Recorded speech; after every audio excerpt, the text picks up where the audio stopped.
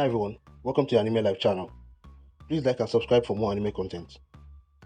The Seven Deadly Sins anime ended a while back, and during its time, I think it's safe to say it was one of the top 10 with an amazing story. Although it's safe to say the quality of the anime dropped significantly after chapter 2, basically. Sorry, after season 2. So a lot of us had to switch to just reading of the manga alone. In this video, I want to look at each member of the Seven Deadly Sins and how powerful they are, given that the anime ended a while now. We would like to look also at their secret treasures, taking into account because the secret treasures are able to double the abilities or the strength of each of the users. Like King once said, the power of each member of the Seven Deadly Sins is like a lake, but it quickly becomes a sea once they are reunited with their treasures. It's never actually fully explained how the secret treasures were made, but we know a master crafter called Dane made them, and somehow they ended up in the Kingdom of Lionel, where the king gave them to the Seven Deadly Sins to help them achieve their full strength. At number 7, we have Diana. She's a member of a giant clan who wields a 32-pound high hammer called Gideon. Her ability is known as Creation, and even though the Creation ability is common among the giant clan, Diana is kind of the best user of it we see. Basically, Creation allows them to do earthbending. I think that's the simplest way I can explain it. Her hammer helps her to boost that earth control as well as neutralize any magic that is actually fired at her. Giants are also able to turn their body into metal during battle to increase their defense. Diana also has a very strong connection on the earth, so we've seen her do things like create earth golems to help her in battle, and a technique known as catastrophe where she hits the ground with Gideon to raise debris into the air, form them into a mountain, and then drop on the enemy. At number 6, we have King. He's the strongest fairy king to date, and his power is known as Disaster. It gives him control over life and death. He uses the sacred treasure called Chastiful. It is made from the sacred tree in Fairyland, and it has 10 forms, although we only see 8 throughout the time of the anime. It takes the form of a spear, bear, knife, a sunflower that fires a rays at enemies, a pillow which is mostly in the form of, can become a forest, and also an armor cloak which he uses as defense and attack in battle. At number 5, we have Gouda. He's actually a doll made by a great wizard to look like his ex-lover. He was a former member of the 10 Commandments.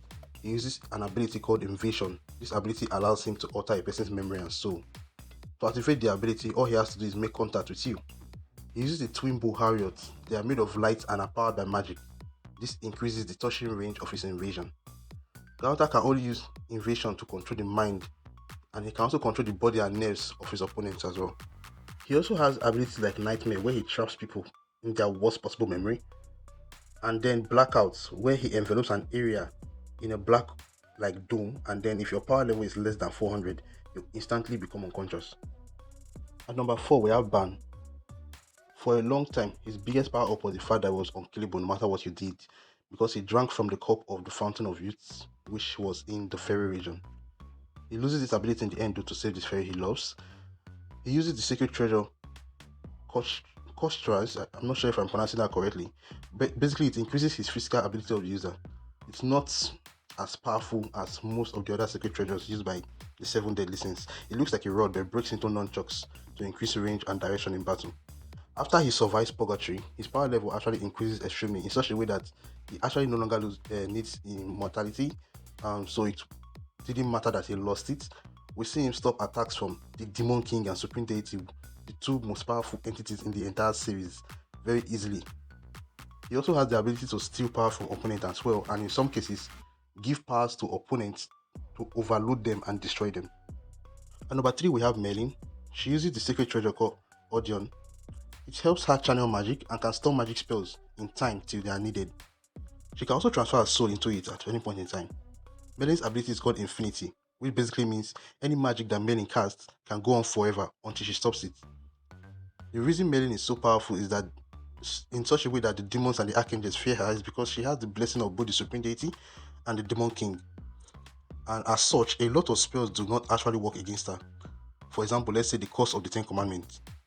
She uses spells like Perfect Cube that can reflect basically any attack, and also things like Absolute Order, which allows her to delete things from existence. It is believed that she will be an actual good host for Chaos, Chaos being the entity that made Demon King and the Supreme Deity. At number 2, we have Escanor. He uses the ability called Sunshine and uses the sacred treasure called Rita. His ability was made by the Supreme Deity and given to Miguel, but after Galta uses the forbidden spell, the grace was abandoned until 3,000 years later, where it found Escanor. The way the ability works is that it grows strength. It gives strength to the user during the day, as far as the sun is high, and at midday, he's actually at his peak. He's referred to as the one during midday when he's actually at that peak. Escanor can also channel his power into Rita during the day in order to retrieve it at night, and he uses an ability called Kuro Sun, which is basically a mini sun which we see him use a lot in battle. At number one, we have the former leader of the Ten Commandments as well as the leader of the Seven Deadly Sins, Majoras. He uses the treasure called Lost Vein, which can create clones of him basically, and then those clones share his power. So basically, the clones are not as strong as he is because for each clone he creates, his power divides or halves. But they all can use his ability being full counter, where he can reflect an enemy's attack back at them with double the power. Therefore, the stronger they attack the enemy uses, the stronger the attack that the enemy is going to get back at them. He can also use revenge counter. This is a situation where he turns off his ability, he takes damage from the enemy, and then turns on his ability again and transfers all that damage to the enemy. As the son of the Demon King, he has more power within him. He can power up to something called Assault Mode, which was only defeated, I think, by Escanor, which I saw once. He has also survived attacks from Excalibur, being that Excalibur is the greatest weapon in the entire series. He defeats his father and becomes a Demon King by the end.